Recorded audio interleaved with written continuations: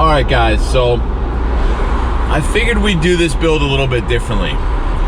With everything going on in the world, parts being next to impossible to get, I figured I would let you in on my plan for this thing as I drive it to the body shop. So you guys obviously just watched the video of me removing the rear doors and making these filler plates that weld in there. So hopefully you guys like that. If you haven't watched it, go watch that, because that'll catch you up to speed. But I figured I would take this time, just kind of relax, talk about my plan for this, talk about some of the parts I have, talk about some of the parts I'm waiting for, and what we're gonna do with it. So I'm gonna sit back, I'm gonna cruise along this back road here, enjoy my Coyote River drink, delicious stuff. If you guys haven't tried it, these are the homies in New Hampshire, so look out for them, good stuff. Hopefully you guys can hear me without having any windows. It's gonna be a little tough, but we'll do our best. So, the whole point of this build was to make something that's extremely capable, is comfortable, has nice leather interior, you know, some nice amenities, a nice stereo system, something you can get in, drive for a while. I want to be able to do the Rubicon Trail in this. So, and I want to be able to do it easily. I don't want to be dragging all over everything. The last time I did the Rubicon, I was in my FJ on 35s, and it did it no problem, but it would have been a lot better in something a little bit more capable. So that's the plan for this thing. I want it to have a factory look. So a nice kind of OEM plus style look, if you will. So obviously taking it to the paint shop right now. It's gonna get painted. While it's at the paint shop, I have some Nemesis fender flares, the notorious ones. Same flares that we have on Natalie's Jeep. Those, honestly, Nemesis makes the best fender flares in my opinion. They're all aluminum. They're all handmade here in the US. All the guys that work there, really cool, awesome guys. They're all into off-road and they're enthusiasts. So I have a set of those. I have those at the powder coat shop. Now, I'm not gonna tell you the color because you'll see it in the next video, but the color I actually got from a powder coat company. So that way I can have the bumpers, the fenders, the rock sliders, all powder coated this color, and then the paint will match that. So what I'm doing is I'm having it powder coated. The painter already has a sample of the powder coat, so he's gonna match the paint to that powder coat. So everything will be matched perfectly. And if I scratch a fender or a rock slider, after a while, take it off, take it to the powder coater, have it repowder coated, have it back in a couple days, bolt it back on, easy peasy. So that's my plan for those. So Nemesis fender flares, I'm gonna be running Nemesis front and rear bumpers. I have those as well, so those are good to go. All aluminum, save a lot of weight, make it a lot easier for this thing to, cruise around, not lose too much power. So after that's installed, we got everything looking pretty nice. We're gonna rip out all this old suspension. Now what we're gonna do is we're going with a long arm kit, because long arms, smoother ride, more comfortable. I'll get a little bit more articulation, which will be nice. I went with a Terraflex kit. It's actually the same kit that's in Natalie's Jeep. You'll see that theme throughout this build. It's a Terraflex 3-inch lift. The only difference is this one has the long arms. I went with the Alpine arms. Those are really, really nice for daily driving. Super smooth. You don't lose any flex with those. So I have those, all that stuff ready to go in. So that'll be the next one. The thing I'm waiting on for the suspension is shocks. Now, if you are into off-road, you're into Jeeps, and you're into this sort of thing, and you've tried to get parts in the last year, and I'm not talking about Chinese parts, I'm not talking about going on Extreme, whatever website and buying parts like that. I'm talking about high quality, made in the US parts. you will know that they're hard to get right now. Not a lot of people are working. There is a shortage on materials.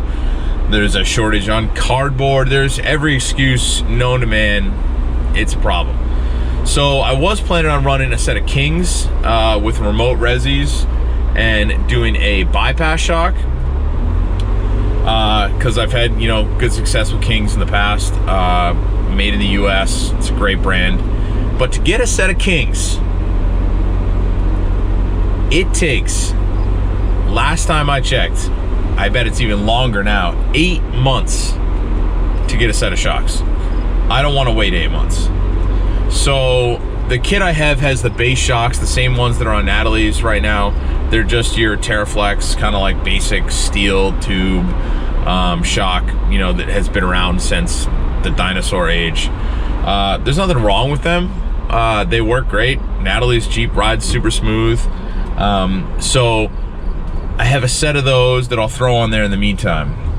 Now, what I think I'm gonna do is, I think I'm either gonna go with a Fox bypass with remote reservoir shock or a Radflow.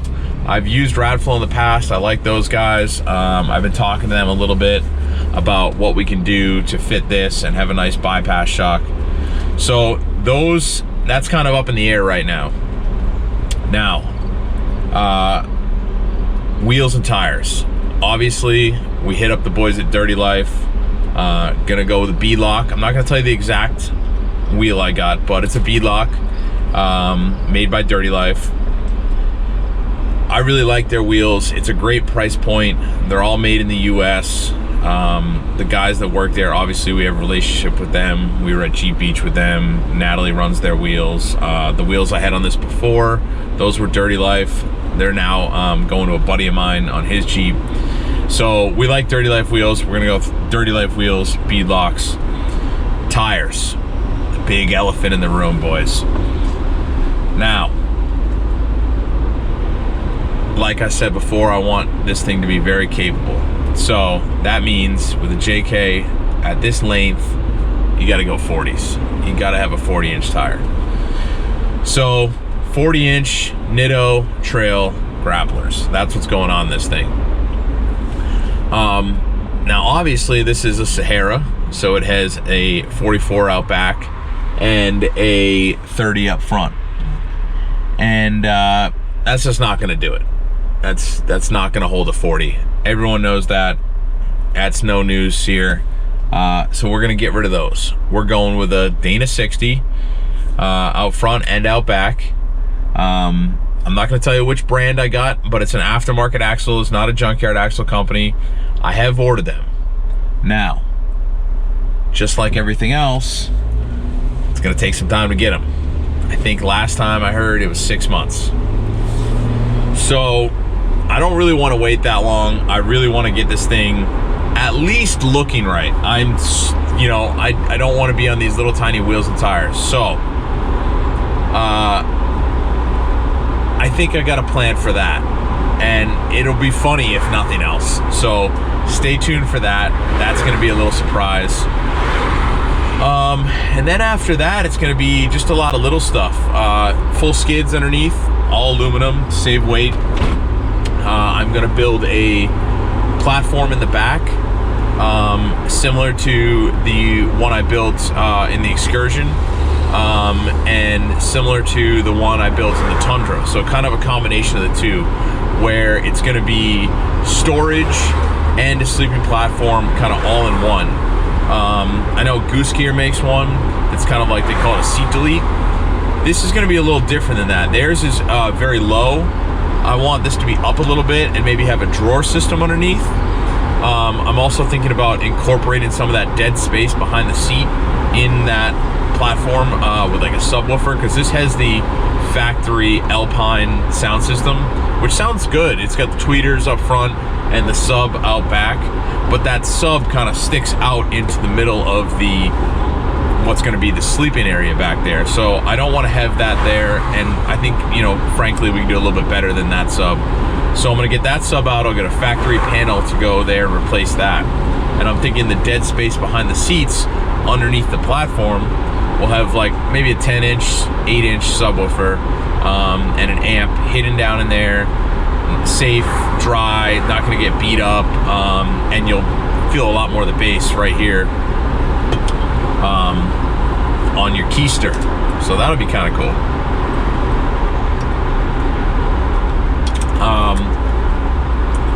And then I'll probably get like a custom cushion to go on top of that, like a memory foam. Get like a boat place or something to make one for me. So it'll be nice and comfortable to sleep back there.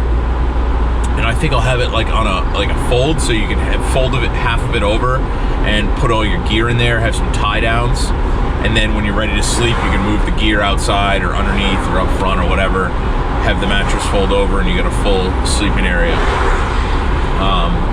I don't want to do a tent or anything like that because it adds weight to the top. You have to have a rack. I just don't think they really fit well on Jeeps. That's just my opinion. And I want it to be simple. I want this to be just like throw your stuff in and go. You know, we have the Tundra with the Go Fast that we love for camping. So this is gonna be more probably I'm out with the boys, got the dog in the back. You know, you've hit some hard trails and you just need a place to crash. So that's kind of what I'm gonna do with this. The other thing is I need to get these side panels made, so I have a couple shops that have given me some estimates, some quotes, and a time frame to get those done. So after the body shop, that'll be somewhere in the mix. The other thing I'd like to do is some sort of roll cage.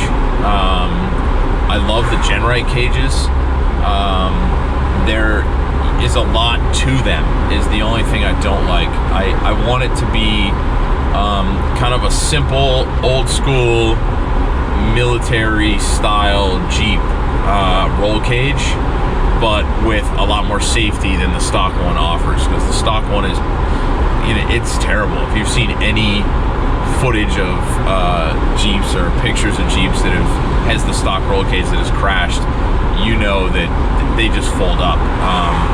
That's not something I really want to do. So that's kind of another thing that's up in the air. Besides that, you know, it's gonna have the basic stuff, a nice winch, some good auxiliary lighting, and we're gonna go from there. But I think this is really gonna be a cool build, and my goal is to have this at Easter Jeep Safari.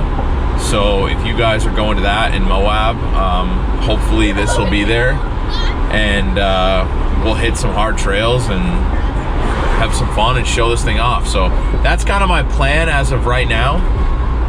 If you guys have anything, you know, that you think I missed, or anything I should add, or any cool ideas for the sleeping platform or the top or whatever, leave some comments down below. I'd like to hear your thoughts.